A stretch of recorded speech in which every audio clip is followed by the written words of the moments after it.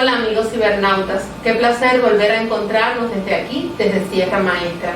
En esta ocasión hablamos con el doctor Luis Eugenio Valdés García, médico, epidemiólogo, doctor en ciencias, profesor titular, máster en enfermedades infecciosas e investigador auxiliar de la Academia de Ciencias. Conversaremos sobre la COVID en el territorio de Santiago de Cuba. Saludos, doctor. ¿Cómo se está comportando en Santiago de Cuba la epidemia con respecto a la primera etapa de la enfermedad en el territorio? Bueno, la epidemia de COVID en Santiago de Cuba podemos decir que ha tenido, como en el resto del país, dos fases. La primera fase, que fue desde marzo, en Santiago tuvimos casos de esta fase hasta finales del mes de mayo, donde prácticamente se cortó la transmisión. Esta primera etapa se caracterizó por un número reducido de pacientes, es decir, apenas diagnosticamos 49 casos de COVID y tuvimos 3 fallecidos.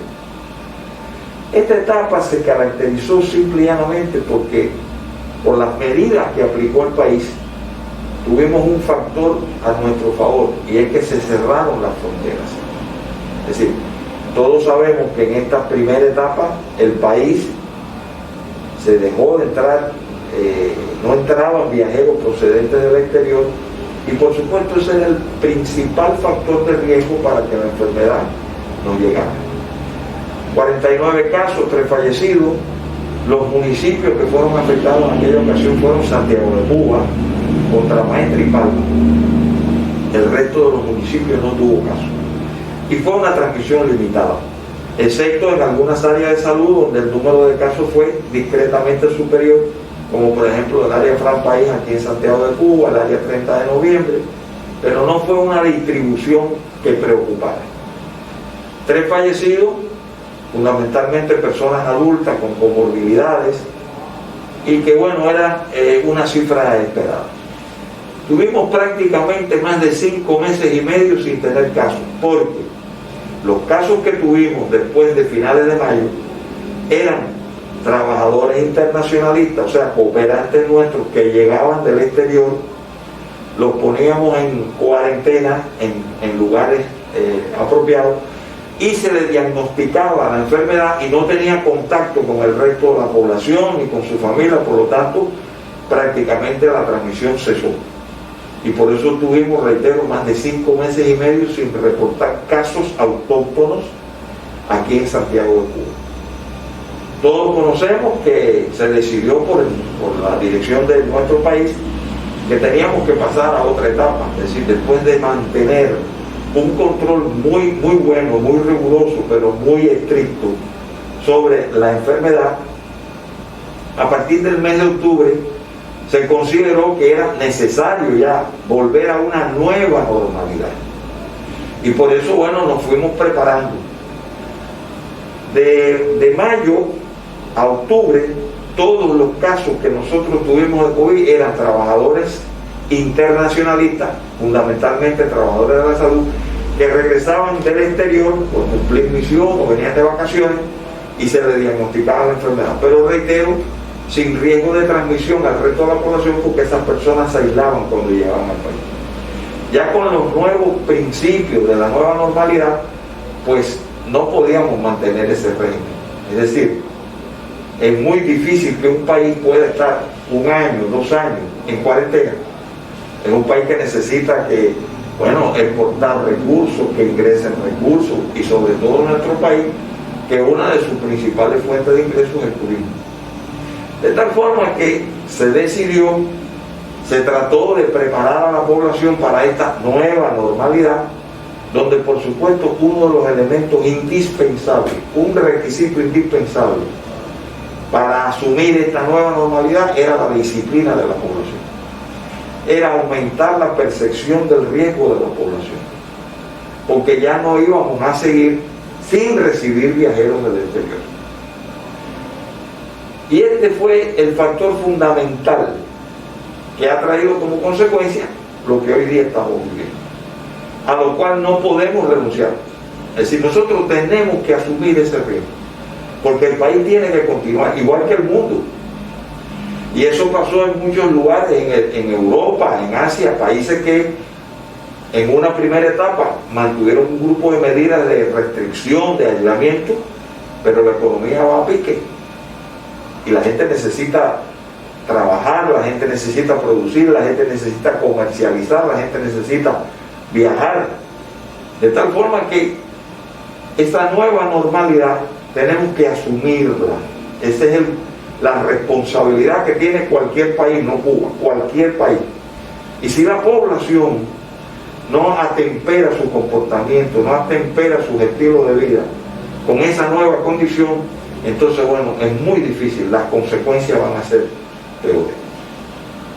De tal forma que a partir del mes de octubre, podemos decir, finales del mes de octubre, 23 de octubre fundamentalmente, que empieza esta nueva etapa, en la cual se empiezan, incluso, bueno, nuestros dirigentes, sobre todo el primer ministro del país, dio una información muy amplia, los ministros dieron informaciones muy amplias de los riesgos que teníamos que asumir, entre ellos la entrada de viajeros.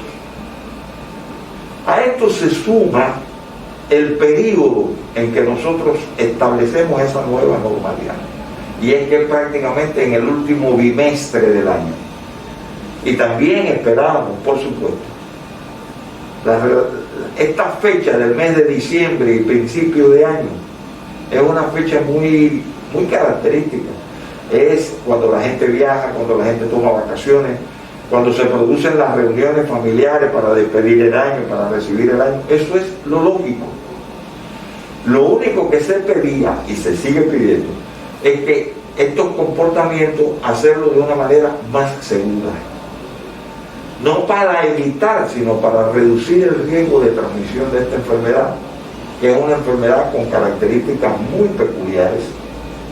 Es una enfermedad en la cual todos sabemos que tiene una letalidad considerable, pero tiene una característica clínico-epidemiológica muy importante, y es que un alto por ciento de los individuos que padecen la enfermedad no tienen síntomas. Sin embargo, la transmiten. Y esto es muy riesgoso, porque es como un individuo que se siente normal, que no siente nada, que no tiene fiebre, que no tiene tos. Está completamente asintomático. Exactamente, asintomático, pero está transmitiendo. Y no quiere decir que a las personas que le transmiten van a tener la misma respuesta de él.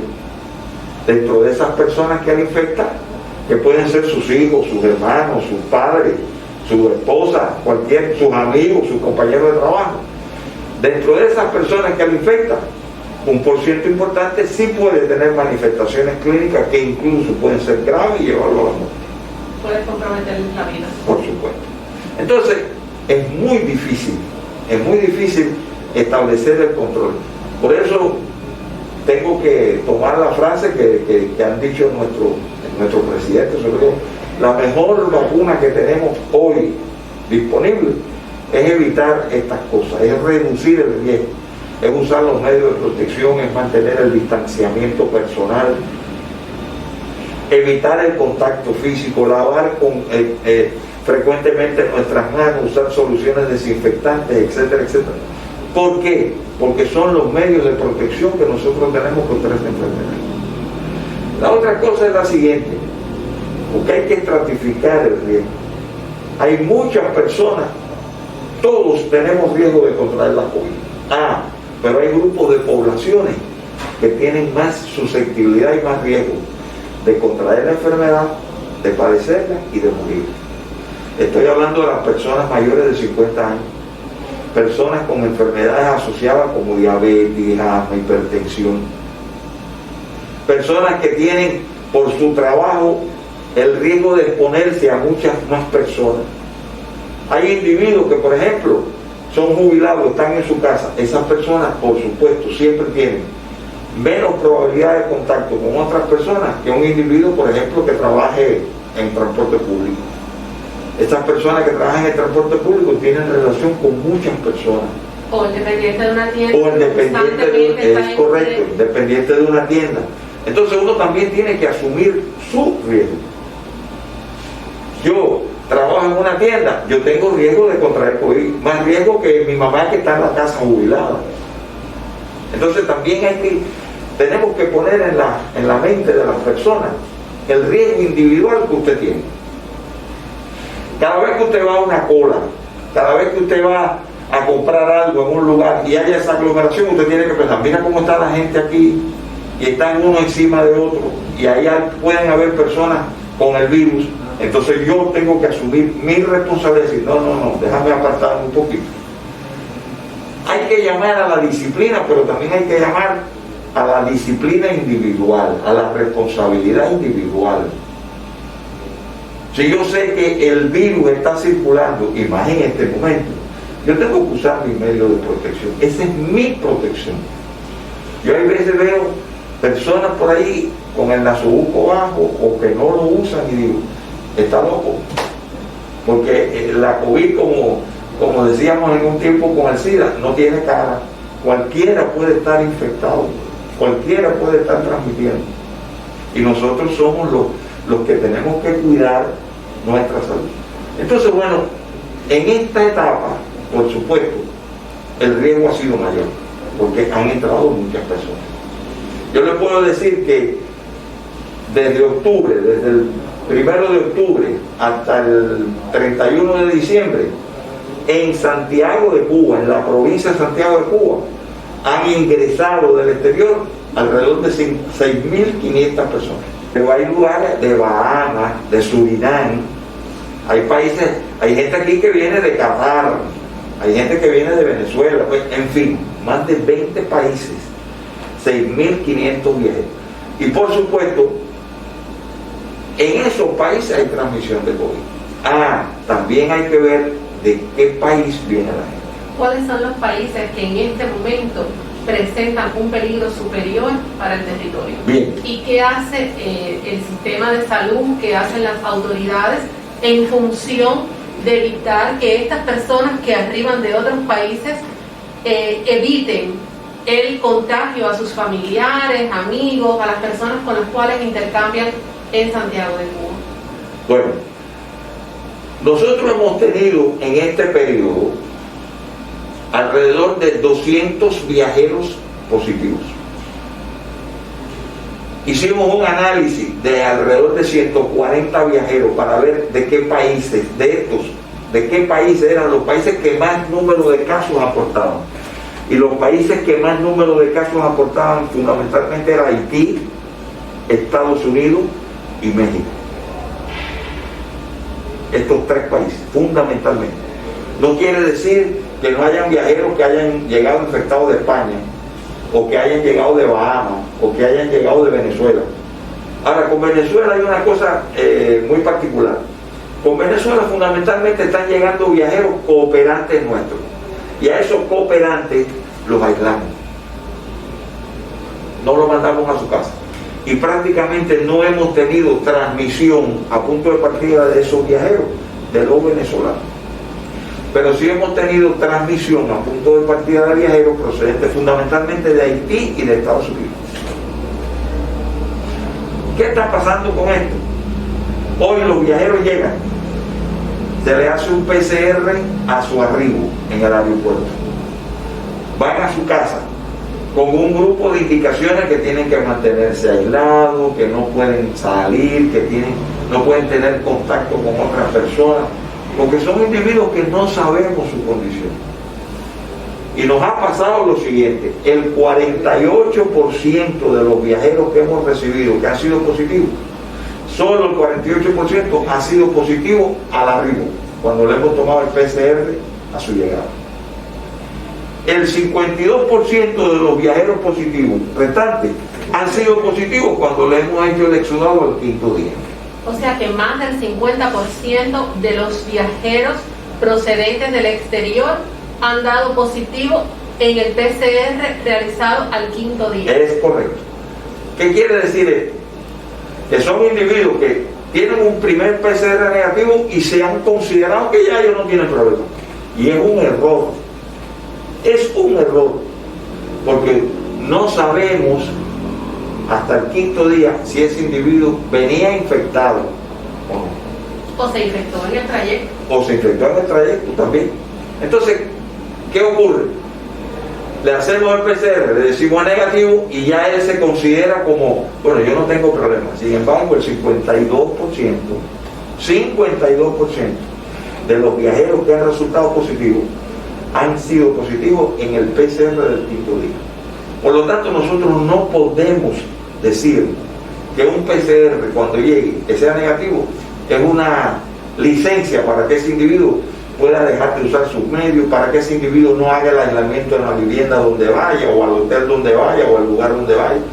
No le da una licencia para recibir visitas, porque, reitero, más de la mitad de esas personas que inicialmente estaban negativos en el segundo PCR han estado positivos. Y eso es un factor que ha influido mucho en la situación actual que hemos tenido. Hemos tenido situaciones complejas en Santiago de Cuba, en La Maya, hemos tenido situaciones complejas en Guamá, a punto de partida de viajeros que no han cumplido con los requisitos que establecen los protocolos para el control de la enfermedad. Mire, con esta nueva normalidad nosotros no podemos volver atrás. Nosotros no podemos volver a decir, cierre de frontera, no entra nadie, no sale nadie, porque el país necesita seguir viviendo. Lo que tenemos es que adaptarnos a esa nueva situación. Y yo creo que hay un pueblo disciplinado, un pueblo educado, un pueblo que tiene nivel para poder asumir ese reto. Ese pueblo es Cuba. Se prevé, doctor, que a partir del 10 de enero, con la aplicación de las nuevas medidas, se mitiguen los casos procedentes del extranjero positivos a la COVID. Sí, se han ido, por supuesto, adoptando medidas. Una de ellas es, por ejemplo, exigir a todo viajero que viaje a Cuba, que entre a Cuba, tener realizado una prueba de PCR negativa con no menos de 3 días antes de viajar. Esto no quiere decir que eso va a llegar a cero, que todo el que entra va a estar limpio. No. Recuerde que usted puede tomarse una muestra hoy, es negativa, dentro de 3 días viaja, pero ¿qué pasó después que usted se tomó su muestra hasta que viajó? Yo me puedo tomar una muestra ahora, esa muestra puede ser negativa, pero saliendo del laboratorio, del lugar donde me muestra, tengo contacto con un paciente infectado, puedo infectarme y al 5.º día hacer mi PCR positivo y estar infectado. O sea, minimiza un poco el riesgo, pero no lo reduce a cero. O sea, no quiere decir que porque un viajero traiga un PCR negativo del exterior puede entrar aquí y andar por donde quiera. No, hay que seguir los protocolos, hay que repetirle su PCR al 5.º día de arribo para ver si es negativo. Mientras tanto tiene que cumplir con los aislamientos, con la protección, o sea, seguir lo mismo. Continúa el mismo protocolo una vez llegado al aeropuerto de Santiago de Cuba o de La Habana, aeropuerto donde llegue, arriba al país, tiene 5 días en aislamiento, separado de la familia, cumpliendo con todos los protocolos y las medidas sanitarias, hasta el 5.º día que se le realice un PCR dentro del país. Reitero, porque usted puede tener, mire, el 48% de nuestros viajeros han tenido un PCR negativo y al 5.º día han estado positivos. Entonces nosotros no podemos asumir que porque usted traiga un PCR negativo, usted esté limpio, usted no tenga problemas. No. Y por eso hay que seguir cumpliendo las medidas. Y por eso se le ha pedido tanto a la población cooperar en esto. Hay historias de vida muy tristes, de individuos que vienen a ver a su familia, de individuos que vienen a compartir con su familia y después tienen que lamentar hasta muertes de miembros de su familia. Entonces, sería muy triste. Yo vengo, porque mire, manejar las emociones es muy difícil, eso es verdad, pero tenemos que tener, para eso somos seres pensantes, para eso somos seres pensantes. Bueno, yo hace 3 años, 5 años, 10 años no vengo a Cuba, vengo a Cuba a pasar el fin de año, a estar con mi familia y tengo que estar encerrado. Bueno, estas son las condiciones actuales. Debemos cuidarnos nosotros y cuidar a nuestros familiares, a nuestros amigos. Exacto. Porque hay veces que vienen personas jóvenes, pero en el hogar hay un anciano, en el hogar hay alguien con alguna patología que podría complicarse, que podría provocarle la muerte, y lejos de ser una felicidad, podría ser una fatalidad. Es así. Entonces, uno tiene que, y por eso se apela a la responsabilidad individual. Hay una cosa que nosotros le llamamos en el argot médico y en el argot de la salud pública, la disonancia cognitiva. Y es que usted a veces sabe que algo es un riesgo, sabe que algo puede ser dañino, pero lo asume y no le da importancia. Por poner el ejemplo clásico, fumar. ¿Quién no sabe que fumar daña la salud? Eso lo sabe todo el mundo. Y las personas. Y la gente sigue fumando. Todo el mundo sabe que para tener sexo con una persona nueva o una persona, lo mejor que hay es el sexo protegido, el uso del condón. Pero hay mucha gente que no usa condón. Y entonces después se lamenta porque se infecta con el VIH o adquiere una enfermedad de transmisión sexual. O aquellos que son fumadores después debutan con una enfermedad pulmonar o un cáncer de pulmón. Entonces ya no asumen, eso se llama disonancia cognitiva. Entonces, nosotros tenemos que apelar a la conciencia individual, al raciocinio de cada persona, de que nosotros esta enfermedad podemos evitarla, podemos controlarla. Miren, la gente habla mucho de la vacuna, la vacuna. La vacuna no es crear una aspirina. La vacuna es un proceso muy complejo. Nuestro país está dando pasos acelerados, estamos haciendo 4 ensayos clínicos con diferentes vacunas. Pero esa vacuna, una vez que se pruebe, que sea efectiva, que sea segura, viene el proceso de producción. Y producir vacunas para 11 millones de habitantes. No es empezar a producir la vacuna hoy y en un mes pude producir 22 millones de dosis de vacuna. Eso lleva un tiempo. O sea, no podemos pensar que la vacuna es el remedio. Mire lo que está pasando en muchos países. Países como Argentina. Argentina, que tiene, no sé, 20 y tantos millones de habitantes, compró 2 millones de dosis de la Sputnik 5, que son 2 millones de dosis para 22 millones de personas. Incluso personas vulnerables se quedan en esos 2 millones. Exactamente. Entonces, la vacuna no es la solución para pasado mañana ni para el próximo mes, ni siquiera para el próximo año. Hay que tener pensamientos. Entonces, mientras tanto, mientras la vacuna nos llegue, cada uno de nosotros tiene que usar la vacuna disponible que tenemos, que es nuestro comportamiento, nuestros medios de protección. Nuestras propias medidas. Exactamente. Ahora hay una cosa importante. Nosotros a veces medimos el riesgo por un cálculo que hacemos, que es la tasa de incidencia. Porque, por ejemplo, supóngase que de Estados Unidos han llegado 1000 viajeros y hemos tenido 40 casos. El riesgo o el porciento de casos que hemos tenido en viajeros procedentes de Estados Unidos ha sido un 4%, por poner un ejemplo, porque en 1000 hemos tenido 40. Sin embargo, hay otros países que con menos cantidad de viajeros, por supuesto el número de casos positivos es menor, pero el porciento de casos entre esos viajeros es mayor. Y así es que medimos el riesgo. ¿Cuáles son los países que más riesgo hoy tienen de introducir nuevos casos de COVID en Cuba? En primer lugar, Surinam.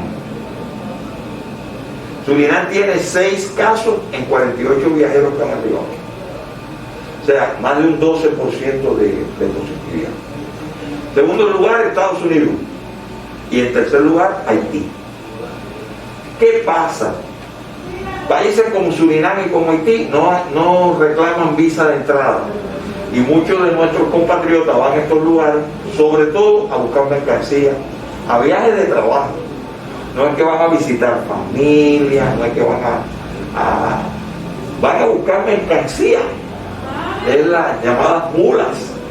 No me gusta mucho ese epíteto, pero bueno, es el que usa la población para que se entienda. Entonces, ¿qué ocurre? Esas personas van a esos lugares y van a buscar mercancía. ¿Y dónde usted busca mercancía? En mercados. Y visita varios mercados buscando ofertas, buscando menos precios, buscando calidad. Entonces tiene más riesgo de tener contacto con distintas personas. Y por supuesto más riesgo de contacto. Pero además muchas de estas personas van por periodos cortos de tiempo, 3 días, 5 días, una semana. ¿Y dónde se hospedan? En lugares donde no tienen mucha seguridad. No van a un hotel, van a casas de renta o van a casas de amigos, y muchas veces hay hacinamiento en esos lugares y el riesgo también se incrementa. De tal forma que, mire, nosotros hemos tenido muchos viajeros procedentes de España, procedentes de otros países. Sin embargo, son personas que vienen a visitar a su familia y son personas que no vienen a estas actividades. De tal forma que hoy para nosotros, estas personas, estos individuos que trabajan y que, reitero, no estamos en contra de que lo hagan, pero háganlo cumpliendo las medidas. Tuvimos una situación muy lamentable en el 28 de septiembre. Un viajero que fue como el que hacía, y bueno, no cumplió las medidas de aislamiento, y ahí tuvimos un evento. Por otro lado, es el comportamiento. Como ya he dicho, uno tiene que cuidar a su familia, a sus vecinos, a sus amigos, pero hay gente que no es así. Lamentablemente tuvimos la situación en Songolamaya. Un individuo, le detectamos 135 contactos. Un individuo complicó un territorio. Exactamente.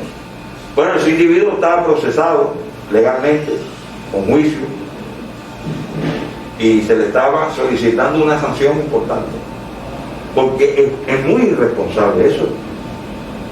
Es muy irresponsable.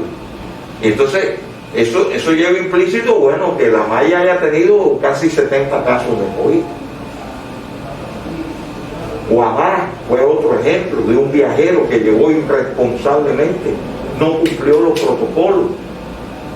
Entonces, son cosas que nos llaman a la reflexión, y la gente dice, sí, pero sean más severos. Somos severos, pero yo creo que, a ver, también están los comportamientos de estos individuos, pero también de la población, también de las personas. Porque si yo sé que Valdés vino de Haití y trajo mercancía y está vendiéndola y está incumpliendo el protocolo de aislamiento, yo no tengo que ir allí a comprar nada de eso. Hay de todo. Doctor, ahora mismo, ¿qué está sucediendo en la zona de Santa Bárbara? Bueno, Santa Bárbara es un consejo del área 30 de noviembre que se decidió por el Consejo de Defensa pasar a una etapa de cuarentena o restricción. No hay una situación concreta en Santa Bárbara. El problema es que Santa Bárbara ha tenido muchos casos. Ha tenido casos en escuelas, en la secundaria básica de Santa Bárbara. Ha tenido casos en viajeros. Ha tenido casos autóctonos. Entonces, estamos en estudio, pero lo que no podemos esperar es que se nos dé un brote en Santa Bárbara. Tenemos más de 23 casos ahí en ese consejo, y se decidió incrementar las medidas para poder hacer los estudios y además para contener la situación.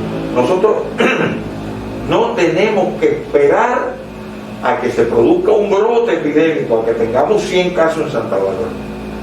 Esa ha sido una política que ha seguido el Estado cubano y el Consejo de Defensa Provincial. Mire, un ejemplo muy positivo fue lo que pasó en Contramaestre en la primera etapa. Lo que está pasando hoy en el Consejo de Santa Bárbara es algo parecido a lo que nos ocurrió en Contramaestre. Entonces se tomó la medida de restricción de movimiento de cuartel, se paró Contramaestre. Y esperamos que aquí en Santa Bárbara también ocurra lo mismo. Actualmente en el territorio existe algún área comprometida, algún municipio, algún territorio. Sí, hemos tenido compromisos a partir del viajero en Guamá. Hoy día ya Guamá ha logrado detener, por lo menos no siguió la progresión de la curva de casos, no fue como venía en aumento, se ha detenido. En Mella, que tuvimos también a punto de partida de un paciente, de un caso autóctono, una transmisión ahí, también muchas veces por no cumplir los protocolos. Algo importante, la vigilancia en los centros de trabajo. No podemos permitir que en nuestros centros de trabajo acudan personas con manifestaciones de la enfermedad o manifestaciones respiratorias. Entonces, muchas veces, no, eso es una gripe. No, hoy día, nosotros tenemos que estar así con la COVID. Y si usted tiene síntomas respiratorios, si tiene fiebre, si tiene dolor de garganta, cambios en el gusto, cambios en el olfato, trastorno del gusto del olfato, decaimiento, usted tiene que, diarrea, tiene que pensar que puede ser la cosa. Entonces no podemos permitir que a nuestros centros de trabajo, donde hay N trabajadores, asistan personas con manifestaciones clínicas que puedan hacer COVID y dejarlo sospechosos de... Exacto. Pero además no es vete a tu casa, no, es ve a ver el médico. La gente, mire, la gente tiene rechazo a ser ingresado. A nadie le gusta estar ingresado. A nadie le gusta estar en un centro de estos de aislamiento. Claro que no, yo quisiera estar en mi casa, yo quisiera salir todos los días, yo quisiera ver a mis amigos, a mis compañeros. Pero usted tiene que cuidar a sus amigos y sus compañeros. Si usted tiene alguna manifestación, mire, es mejor que vaya, le hagan su PCR negativo, no tiene problema. Y no, después que yo enrede mi centro de trabajo, imagínese usted que tengamos un brote de COVID en un central azucarero. Se para la producción de azúcar. Porque no es que sean los casos, es que cuando usted tiene esa situación, usted tiene que decir, para esto, cada uno a su casa para vigilancia y los sospechosos a un centro de aislamiento. Para eso. Eso ha pasado con escuelas que han detenido la actividad. Hay escuelas aquí hoy que están detenidas la actividad porque tenemos casos sospechosos. Pasó con nuestros colegas de México. Pasó. Entonces, hay que evitar eso. Y tenemos, Mella también fue un municipio que tuvo un repunte, pero sin embargo, el ritmo ha ido decayendo. Songolamaya, que tuvo la lamentable situación a punto de partida de este viajero, se logró controlar y aparecen casos aislados, pero no la tendencia que tuvo en un momento determinado. Y hoy día el municipio que sí nos sigue preocupando mucho es Santiago. Santiago con sus distintas áreas. Hoy estamos hablando del 30, pero a cada rato tenemos correr al Fran País o correr al Armando García, en fin, al 28, en fin, a áreas de salud donde tratamos de evitar, por la densidad de población, por la cantidad de personas, los centros, que eso se complique.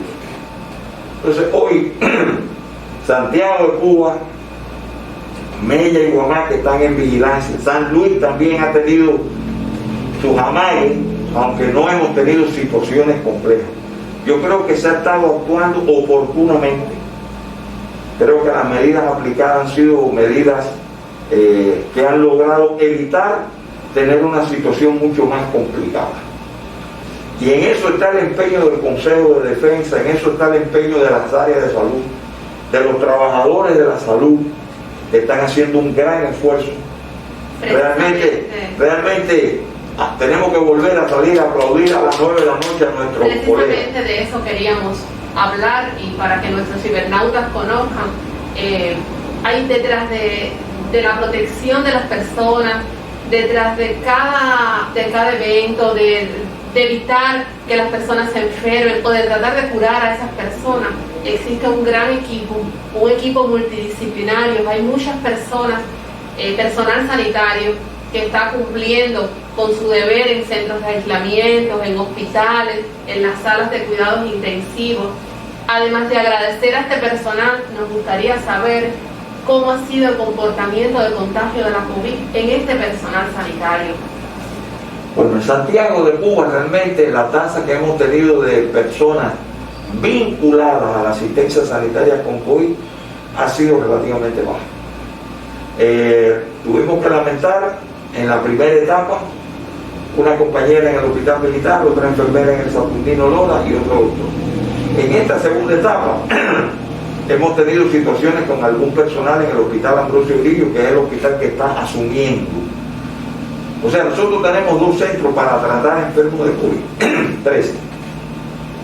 El hospital militar, el hospital Ambrosio Grillo y el hospital Infantil Norte. El hospital Infantil Norte ya se decidió que todos los casos de niños que tuvieran positivos fueran tratados en el hospital militar. Y en el hospital Ambrosio Grillo hemos tenido algunos trabajadores, 2 enfermeras que estuvieron reanimando un paciente y que por suerte se infectaron, están positivas, pero no han tenido ningún tipo de complicaciones, nada, tienen una evolución muy estable. Algunos trabajadores del Hospital Grillo también relacionados con la lavandería, 2 trabajadores. Y prácticamente en otros centros no hemos tenido personal de salud que haya evidencia que pudo infectarse en el manejo de casos de COVID. Somos muy estrictos, somos muy exigentes con eso, porque realmente este virus tiene una capacidad de transmisión muy alta. O sea, nosotros hemos hallado, por ejemplo, en un caso, familias enteras que se han infectado. Entonces, si es un médico, una enfermera que está tratando un paciente en salas de terapia intensiva, no hemos tenido a nadie infectado, que son los lugares de más riesgo, porque son los pacientes que tienen muchas secreciones o que están intubados. En salas de terapia intensiva en Santiago no hemos tenido ningún caso infectado. Hemos tenido en otras salas, pero reitero, han sido muy pocos los casos. Del personal de la atención primaria, hasta el momento no nos han reportado ni hemos diagnosticado ningún médico de familia, ningún trabajador. Tuvimos un trabajador de vectores en Santa Bárbara, pero todo parece indicar que su fuente de infección fue un familiar, no fue en su trabajo, durante su trabajo. De tal forma que en el personal sanitario no hemos tenido una incidencia relevante. Hemos tenido casos, muchas veces dicen, no cumplió las normas, no cumplió con la protección. Puede ser, es muy difícil, incluso a veces hasta decir, se infectó porque manipuló ropa contaminada, porque también se puede haber infectado en la calle. Pero bueno, nosotros generalmente cuando establecemos posibles fuentes de infección tenemos que acercarnos al riesgo más cercano que tenga. Si usted trabaja en una lavandería donde hay ropa procedente de casos con COVID y usted adquiere COVID y no encontramos otra fuente de infección, probablemente fue. Pero realmente entre los trabajadores de la salud no ha sido llamativo. No ha sido como en otros países, por ejemplo. En Italia eso fue horrible, la cantidad en Inglaterra, ni se diga, en el propio Estados Unidos. Acá nosotros, creo que por la disciplina y el cumplimiento de las normas, etcétera, pues la incidencia no ha sido relevante, no ha sido de preocupación.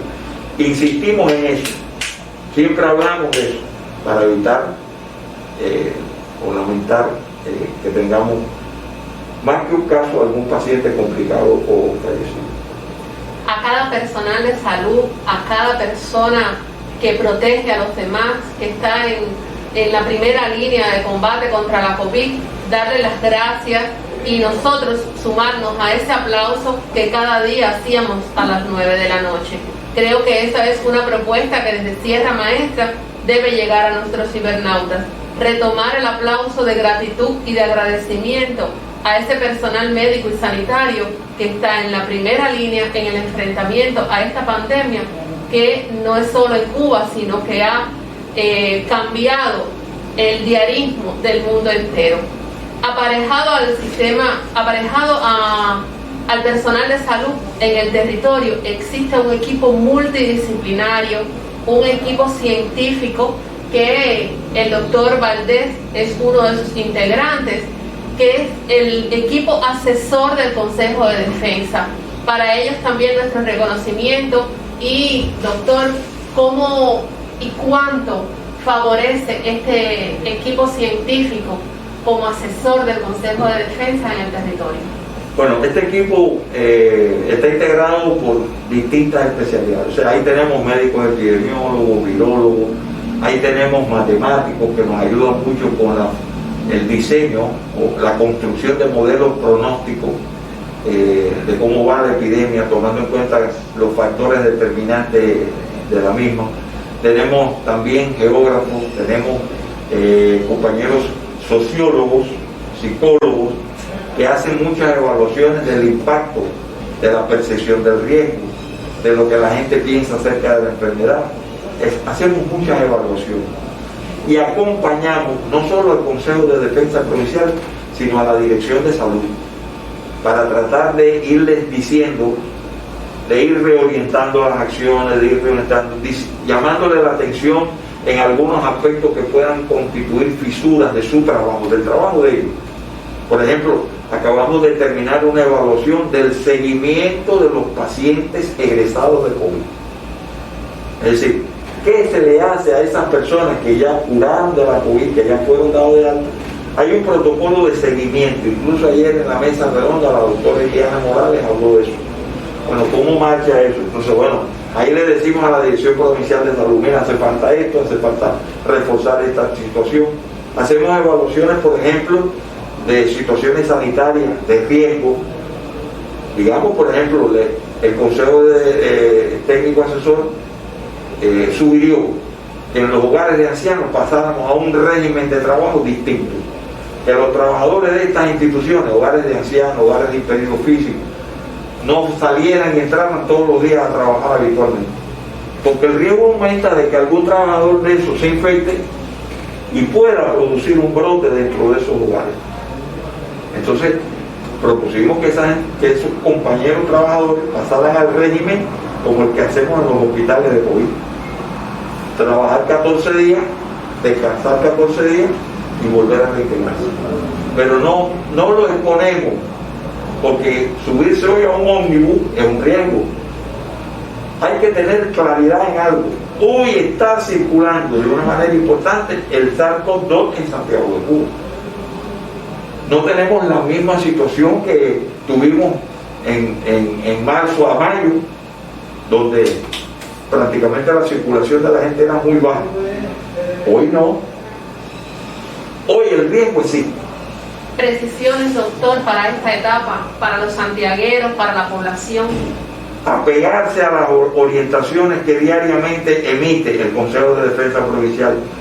Estar muy pendiente de las informaciones. Estar muy pendiente. Nosotros diariamente se está emitiendo una información a la población santiaguera de cómo marcha la epidemia a través de los medios. Compañeros del Centro Provincial de Higiene van y dan explicación. Cumplir con las medidas, ir al médico cuando tenga síntomas, no tener miedo a ingresar. Acuérdense que nos estamos jugando la vida, porque sí, hay muchas personas que le da COVID que son asintomáticas, pero nosotros no sabemos, es como tirar una moneda al aire, cara o cruz. Bueno, cara, fui asintomático, no tuve problema. Cruz, tuve síntomas, me compliqué y pude morir.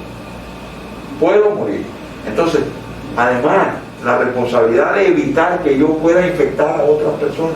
Entonces, ante cualquier síntoma, y los síntomas de la COVID pueden ser no solo respiratorios, no solo tener tos, expectoración, es tener a veces un dolor de garganta, a veces un cambio, un trastorno del olfato, del gusto, a veces decaimiento, a veces la fiebre, a veces la diarrea. O sea, ante cualquier síntoma hay que ir al médico, no tener miedo. Al contrario, un diagnóstico precoz puede ayudar a que usted desarrolle la forma crítica o grave de la enfermedad. Eso también está demostrado. Y sobre todo en las personas mayores de 50 años, que son los grupos más vulnerables. Y sobre todo personas con enfermedades asociadas como diabetes, hipertensión, asma, que son personas muy vulnerables. Yo pienso que si aumentamos este nivel, si aumentamos estas interpretaciones, si aprendemos a que nosotros mismos tenemos que cuidarnos, no podemos esperar que las cosas caigan del cielo. Nosotros tenemos que tener una responsabilidad individual con nuestra salud. Nosotros podemos cambiar esta situación, porque además hay que aprender a vivir con ella. O sea, yo no considero, es muy poco probable que nosotros volvamos a hacer lo que hicimos en el periodo de marzo a octubre, de cerrar fronteras, que aquí no entra nadie, no, porque el mundo sigue. Y nosotros tenemos que seguir juntos. Y nosotros tenemos que seguir. Muchas gracias, doctor. Le damos las gracias al doctor Valdés García y le recordamos a ustedes, amigos cibernautas, que estamos en Sierra Maestra. Nuestro sitio es www.sierramaestra.cu y además puede encontrarnos en las redes sociales. Muchas gracias y nos volveremos a ver.